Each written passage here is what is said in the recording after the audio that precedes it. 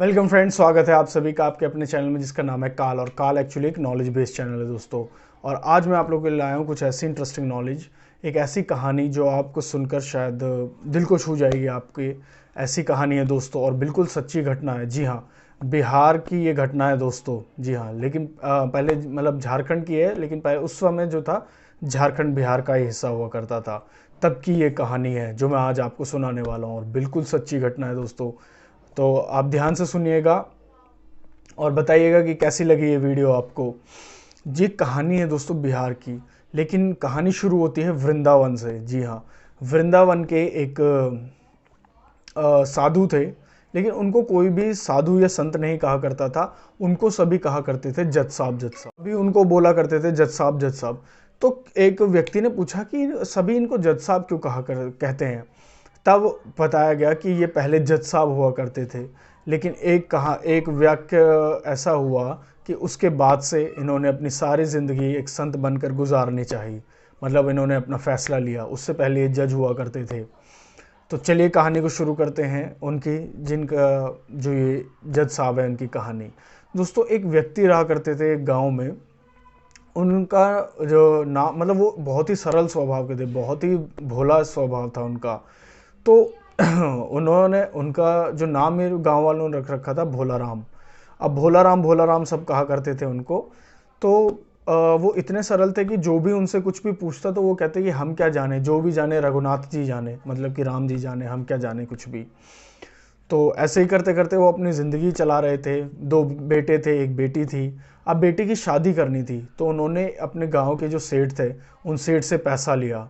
अब वो पैसा लेकर उन्होंने कहा कि मैं आपको चुका दूंगा खेती कर कर और जैसे भी कर कर, पर मुझे अपनी बेटी के लिए पैसे चाहिए शादी के लिए। तो दे देता है। उसके बाद वो बेटी की शादी कर देते हैं। बेटी की शादी करने के बाद वो खेती करते हैं और सारे काम करते हैं। दो बेटे भी साथ में होते हैं। और वो जो पैसे उधार लिए थे, वो सेठ जी के पैसे उधार वापस करते हैं। अब पैसे वापस करने के लिए जब वो जाते हैं और वो देते हैं, तो सेठ के मन में पाप आ जाता है और सेठ कहता है कि अच्छा तुम ऐसा करो, पानी लेकर आओ, मैं इतने तुम्हें पर्ची बना कर देता हूँ। वो पर्ची की जगह कुछ और दे देता है। अब वो पढ़ा लिखा भी नहीं होता है भोला राम वो पर्ची लेकर आकर और राम जी के चरणों में रख देता है। उसके बाद वो अपने बेटों को कहता है कि अब मेरा जीवन जो है अब सारा भगवान के लिए ही होगा, तुम लोग अपनी खेती करो और अपने जीवन को बिताओ। तो वो मंदिर में ही रहने लगता है जाकर। उसके बाद कुछ टाइम बाद वो उस पर्ची को लेता है अगली सुबह और जाकर अलमारी में रख देता है। फिर उसके बाद जो वो सेठ था, वो सेठ जाकर इसमें कोर्ट में केस कर देता है कि इसने मेरे पैसे नहीं दिए। अब कोर्ट से बुलाया जाता है भोला राम को। भोला राम आकर जज साहब के सामने, और ये उन्हीं जज साहब का कोर्ट होता है जो केस आया था। ये वही साधु थे जो पहले जज साहब हुआ करते थे। उनकी कोर्ट में ये केस आया। उन्होंने पूछा कि आपने पैसे वापस नहीं किए इन्होंने केस किया है। तो वो रोने लग जाते हैं। भोला राम जो थे कहते कि मालिक मैंने तो पूरा पैसा वापस किया है साहब, मैं तो वैसे भी एक, और मुझे जो पर्ची दी गई थी, वो कहते कि कोई प्रूफ है। कहते हाँ ये पर्ची है। वो पर्ची देते, लेकिन उस पर्ची से कहते कि इससे कोई ऐसा होता ही नहीं है, साबित नहीं होता है कि आपने पैसे वापस किए, इसमें तो कुछ नहीं लिखा है ऐसा। तो वो रोने लग जाता है। लेकिन जज साहब को भी वो देखकर थोड़ा अजीब लगता है, मतलब उन पर दया आती है। तो वो कहते कि अच्छा तुम्हारे अलावा जब तुमने पैसे दिए तो वहाँ कौन था, कोई और था। तो भोला राम कहते कि हाँ वहाँ रघुनाथ जी थे, वो तो हर जगह ही रहते हैं। तो जज साहब को लगा रघुनाथ जी कोई व्यक्ति, मतलब इंसान होंगे। तो कहते कि ठीक है रघुनाथ जी को बुलाओ। तो वो रोने लग जाता है, वो कुछ बोलता नहीं है। तो जज साहब क्या करते हैं, उन्हें अपने पैसे से वापस घर भेजते, कहते कि अच्छा ठीक है मैं अगली तारीख देता हूँ, तब तुम आना। तो तारीख देकर चले जाते हैं। वो सेठ भी अपने घर चला जाता है, भोला राम भी रोते रोते, मतलब उसको अपने घर पैसे से जो जज साहब थे वह घर भेजते हैं और एक समन जारी करते हैं रघुनाथ जी के नाम से। और वो समन जारी करते हैं, वो समन लेकर डाकिया आता है, पूछता है पूरे गांव में रघुनाथ के नाम से कोई है ही नहीं। तो एक जना कहता है कि वो रघुनाथ जी का तो मंदिर है। और उस डाकिये को लगता है कि उन्होंने शायद किसी के ने रघुनाथ नाम के व्यक्ति ने मंदिर बनवाया होगा। तो पंडित बाहर आता है, पंडित को कहते हैं कि रघुनाथ जी यहीं रहते हैं। तो पंडित कहता है हाँ यहीं रहते हैं, क्या हुआ।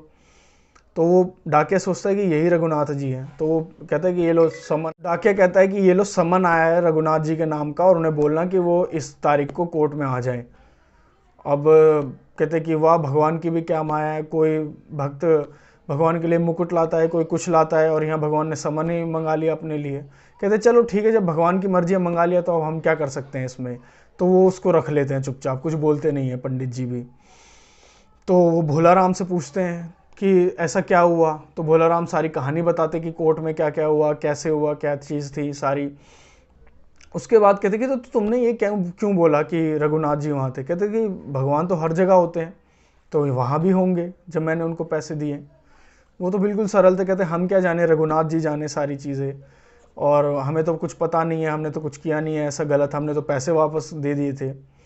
तो पंडित जी भी कुछ नहीं बोलते, कहते जब भगवान की माया वो अपने आप देखेंगे। तो वो चले जाता है, कहते कि ठीक है, तुम ऐसा करना, तुम चले जाना कोर्ट। तो कोर्ट के लिए जिस दिन की तारीख होती है वो तारीख आती है, कोर्ट जाता है जो भोला राम था।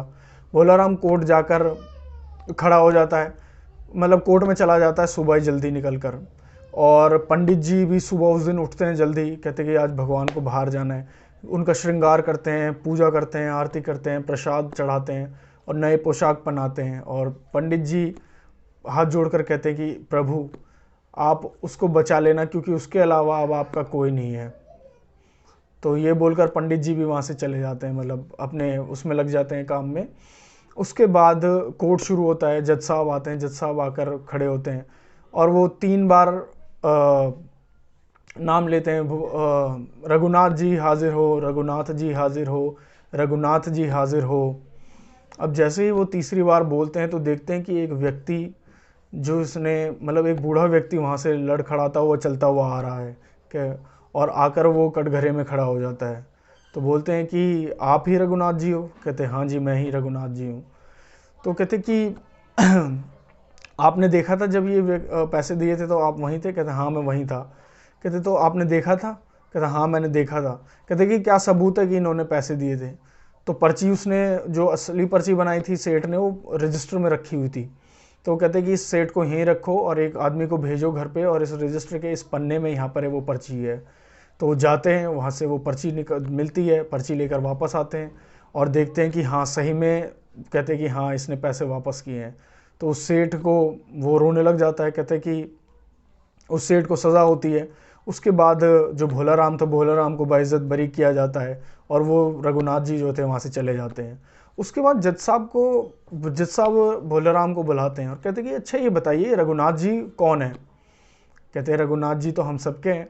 कहते हैं ये कहाँ रहते हैं। कहते हैं हमारे गाँव में। कहते हैं आप कहाँ रहते हो। कहते हैं इनके पास ही रहते हैं गाँव में। कहते तो अच्छा आप दोनों कहाँ रहते हो। कहते हैं मंदिर में। कहते हैं मंदिर में, ऐसे कैसे। कहते कि हाँ ये रघुनाथ जी वही तो हैं, भगवान जो है राम। तब वो जो वो थे, और जब वो पता करवाते हैं पूरे गांव में भी जज साहब, तो पता चलता है कि रघुनाथ जी नाम का और ऐसा जो व्यक्ति कोई आया था, वो ऐसा कोई व्यक्ति है ही नहीं पूरे गांव में। और उस सेठ से भी पूछा जाता है तो सेठ भी यही कहता है कि मुझे भी नहीं पता ये कौन थे, कहाँ से आए, और इन्हें कैसे पता चला कि वो पर्ची कहाँ से मैंने उसमें रखी थी। तब उन जज साहब को पता चलता है कि जो, फिर वो बताता है कि मैं तो राम जी को बोलकर आया था, कि मैं तो राम जी के बारे में बोलता था कि वही जाने, वही बताएंगे, वही मुझे बचाएंगे सारी चीज़ें। तब उन जज साहब जो है वो फूट फूट कर रोने लग जाते हैं बहुत तेज़, और कहते हैं कि आज भगवान मेरे, मतलब जिनके घर हम सबको जाना है, जिनकी अदालत में हम सबको खड़ा होना है, आज वो मेरी अदालत में आए और मैं इतना वो था अभागी कि मैं बैठा रहा और वो मेरी अदालत में आकर खड़े रहे। तो ये सारी चीज़ें देखकर वो अपने मतलब ठानते हैं, वो सारी चीज़ों को छोड़ देते हैं। कहते हैं कि जो सरलता, जो स्वभाव, जो सारी चीज़ें, जो भक्ति भोला राम के अंदर है, उसके देखते हुए ईश्वर उन्हें बचाने के लिए आए। तो आज से मेरा ये सारा जीवन अपने उन भगवान के नाम होगा। और उस दिन के बाद से वो जज साहब की नौकरी छोड़कर और वृंदावन चले जाते हैं एक साधु के रूप में। दोस्तों ये बिल्कुल सच्ची घटना है दोस्तों, बिल्कुल सच्ची। और अगर आप भी सच्चे दिल से ईश्वर को चाहो तो वो सभी आपकी मदद करते हैं। आज के लिए बस इतना ही दोस्तों। अगर वीडियो अच्छी लगे तो इसको लाइक कीजिएगा, चैनल को सब्सक्राइब कीजिएगा और वीडियो को ज़्यादा से ज़्यादा लोगों के साथ शेयर कीजिएगा दोस्तों। जय हिंद।